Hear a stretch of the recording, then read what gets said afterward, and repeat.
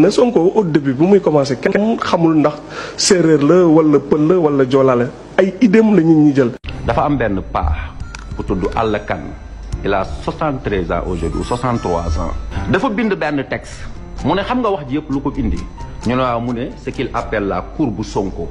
Aujourd'hui les gens ils dorment pas parce que ils savent que Sonko est très bien parti. Parce que histoire moo ko wone. Sonko est le seul aujourd'hui qui à son âge 74 la juddu laa dégg ñuy xalaat na mun na nekk président de la République. Senghor bi muy ñëw passé na âge boobu Abdou Diouf dañ ko koo yekkal ci palaat mu téye ko nangu ko ci Ablaye Wade 88 nangu ko ci Ablaye Wade 94 Ablaye Wade bi muy ñëw presque fekk na mu nekk mag Macky Sall nekk na ci ay année lu nekk mu doog a ñëw Sonko nag en 2 ans il est passé de 1,15 défendre ma ko je ne suis pas sonkoïste gëmuma Sonko j'ai jamais voté pour Sonko mosuma ko gis mosuma ko bind il m'intéresse pas c'est la vérité qui m'intéresse. man ci li ma jàpp c'est une des meilleures nouvelles qui soit arrivée à la démocratie sénégalaise compte tenu justement de région bi mu jóge bi avant Sonko ñu doon contesté en Casamance wala ñi nga xam ne dañu bañoon c'est les Salif Sadio ñoo ko jiitu c'est des gens qui ont fait le lycée Djignabo c'est les gens yi nga xam ne seen génération bu ñu amee 15 ans 16 ans gisuñu seen bopp ci Sénégal am ay discours yu ñu leen gëmlu ñu daal dem jëli ay armes et Sonko ñun il nous réconcilie avec la République et l'un des meilleurs discours bu jàll ci campagne bi Ousmane Sonko moo ko tenir bu demee Casamance. Mais pourquoi vous devez choisir Ousmane Sonko au soir du 24? lan moo war a tax waa Casamance tànn Ousmane Sonko? C'est pas parce que Ousmane Sonko est dans Casamance. On ne choisit pas un président parce qu'on est de la même ethnie.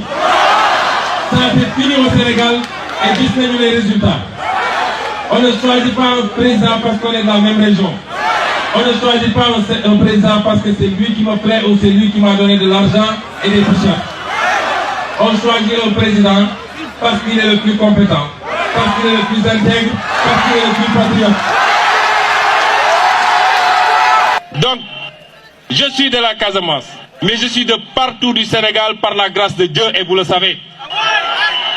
Je suis un trait d'union entre tous les Sénégal. Et ça, c'est un don de Dieu, j'en remercie Dieu.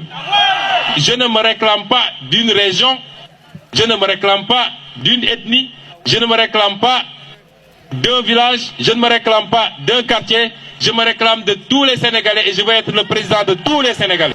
Il a fait un discours fondateur. Je suis un produit du Sénégal et de l'Afrique.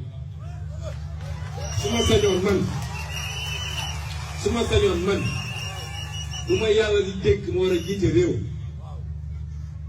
bi li muy tudd mooy fédération de l'Afrique de l'Ouest nga xam ne day jël tout l'espace de la CEDEAO où on a 6 millions de kilomètres carrés, plus de 400 millions d'habitants.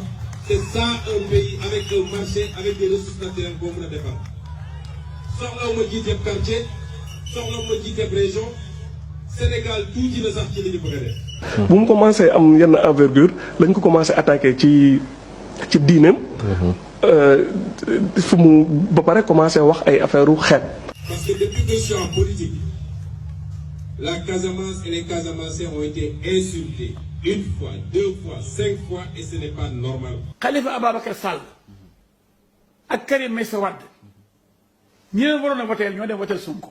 Donc voix Khalifa Sall yi ak yu Karim Wade yi ak voix yi rébellion casamançaise. Rébellion. waaw rébellion casamance yi ñoo Sonko ànd. ah loolu nag tooñ la nag de. Je pense que loolu stigmatisation la. Il faut que ça cesse parce que loolu musiba la cim réew. Il faut faire très attention à ne pas tenir yenn discours yi man reconnaître naa ko war na mën a am wéeruwaay